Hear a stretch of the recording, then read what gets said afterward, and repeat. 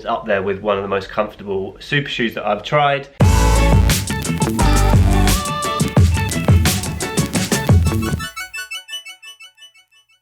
So welcome back to the channel. An exciting new parcel has just arrived from New Balance, their latest carbon racing shoe. So today I'm going to take it on a first run impression. A big thank you to sportshoes.com for sending this one out for me to have a little look at it and share with you my thoughts. I'm currently training, or in my taper now, for the Valencia Marathon. So with less than 2 weeks to go, the opportunity to try new shoes and to put them through their paces are a little bit few and far between today, but I just wanted to give you a first run impression.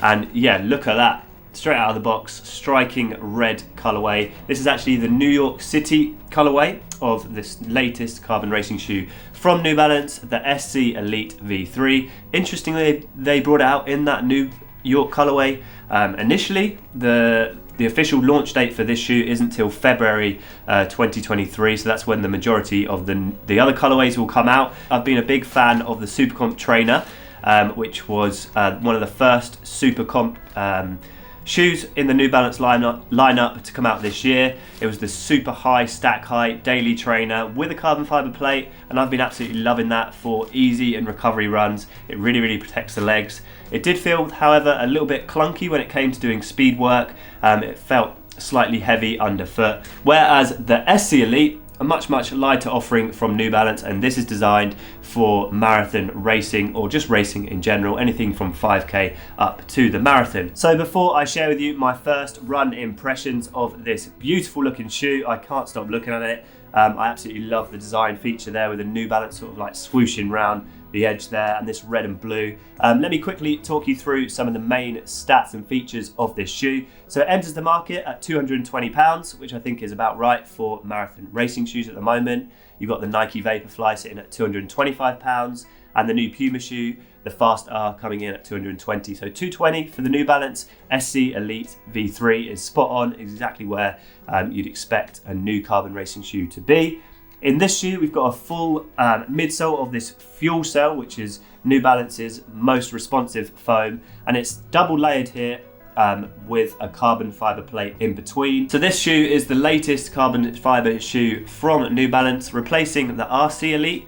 They had the RC Elite 1 and the RC Elite 2. Now, I haven't actually tried those shoes, but I've been told they were very comfortable, but maybe sometimes lacked the aggressive sort of out-and-out competition element that the other shoes had.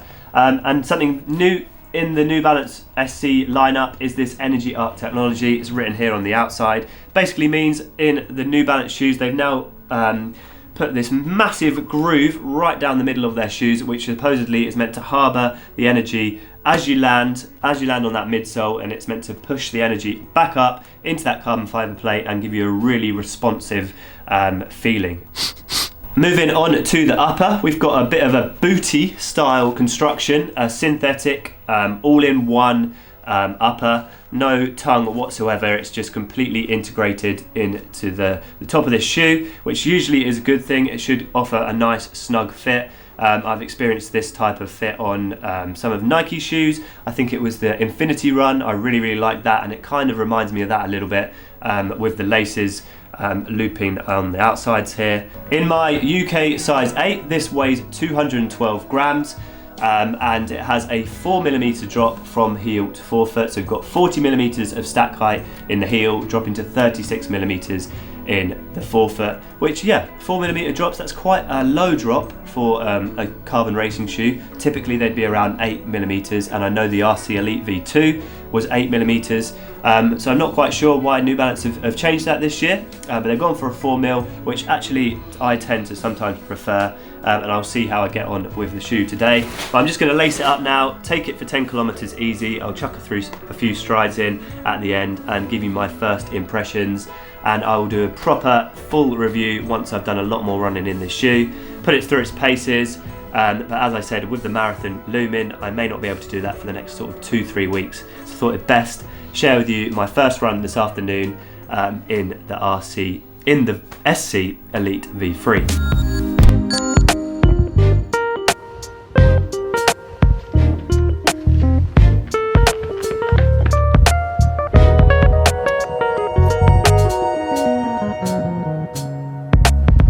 Here we go, off on my first run in the New Balance SC Elite V3. Of course, it's got really cold lately, the weather's changed.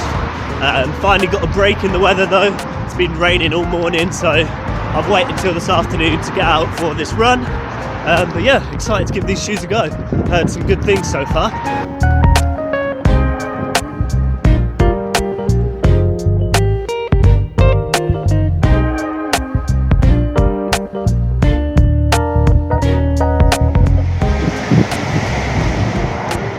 Uh-oh, that is one angry looking cloud ahead. Look at that, that screams rain. In fact, in the distance I think I can see the rain falling again, but yeah, I've got my jacket on so I should be alright. Seems like every run at the moment I'm getting absolutely drenched. Hopefully it doesn't ruin these shoes too much. But yeah, out on the first run, super bouncy. Really comfortable, nothing too hot so far. But yeah, I absolutely love testing new shoes, so I couldn't wait to take these out of the box today and just take them out on this easy run. But probably get a bit carried away, go way too fast. Because I'm tapering at the moment as well, my legs are feeling nice and fresh, which is unusual for me. Yeah, looking forward to sharing you my first impressions today. These bright red new trainers.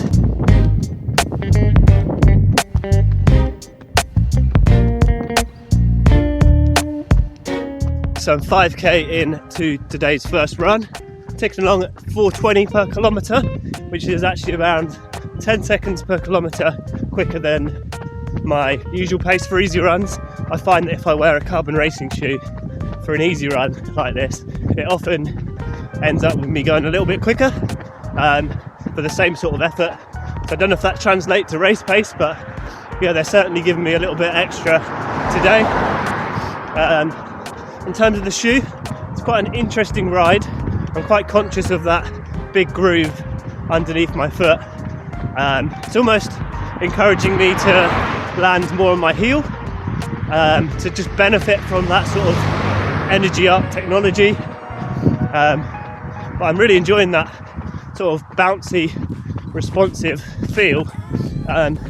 From watching some reviews on the RC Elite 2 and speaking to some friends who have used that shoe, some people have said it's been too soft, especially for racing. But this one feels a lot more aggressive, a bit firmer underfoot, and certainly one designed for speed.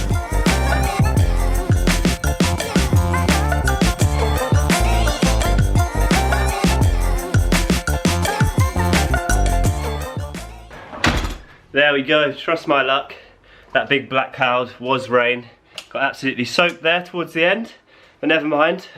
Yeah, good first run in the SC Elite V3.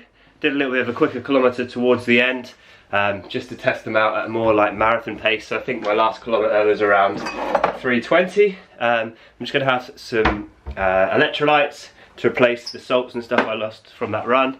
I think it's really important to sort of remind ourselves that we need to stay on top of hydration even in the winter. We still sweat, you just don't really notice it as much because it's a lot colder outside. But yeah, I use these little electrolytes from Bix Hydration. I'll leave a link down below along with a little bit of a discount code if you want to check those out.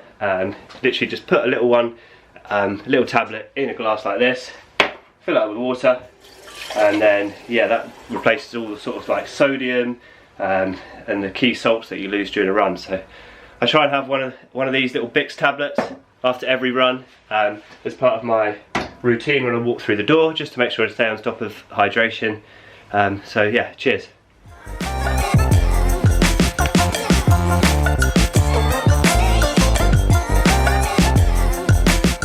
So trust me to get the shoes all dirty on their first run. It really started to hammer it down with rain there, so they were a little bit dirty. I'm going to give them a quick wash and go through my little technique that I use to wash shoes. People always ask me how to clean your shoes. It's a bit of a weird question, but I just use one of these little scrub daddy things they're called, and I literally use the soap I use to clean myself Some Dove Men Care Sport Care. Put a little bit on here when it's wet. Rub it in. And then yeah, just give the shoe a scrub on the areas where it's got dirty. As you can see up the front, always gathers a little bit of dirt there. On that midsole, in the groove, and then I just give them a rinse. That simple.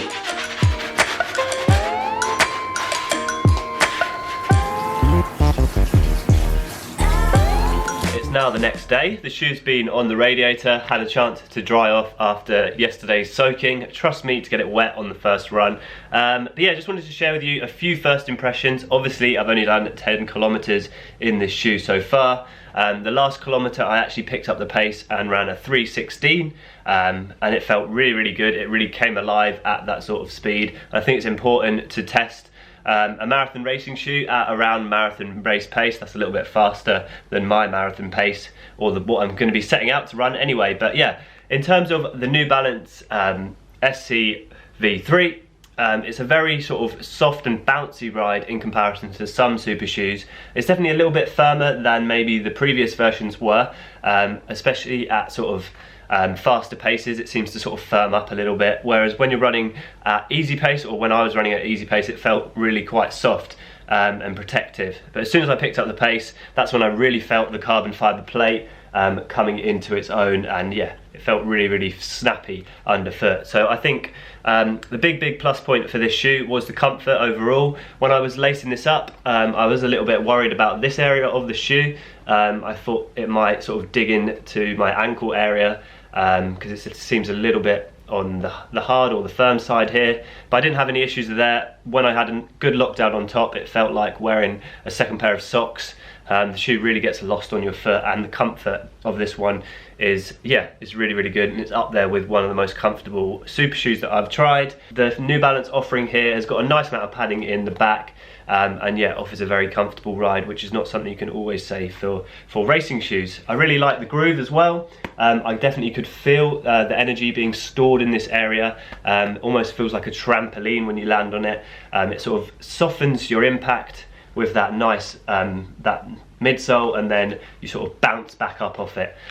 So yeah, overall, first run, really enjoyed the New Balance new carbon racing shoe. I'm excited to put some more miles into it, hopefully some dry ones, and I'll try and do some races in it before I publish a full review. That pretty much summarizes my first impression, my first run in this beautiful looking shoe. That is another one of its highlights. It absolutely steals the show in terms of look. I absolutely love the New York City colorway. I'm interested to see what other colorways they bring out in February, but until next time, aspire to run, run to inspire, and we'll see you again soon.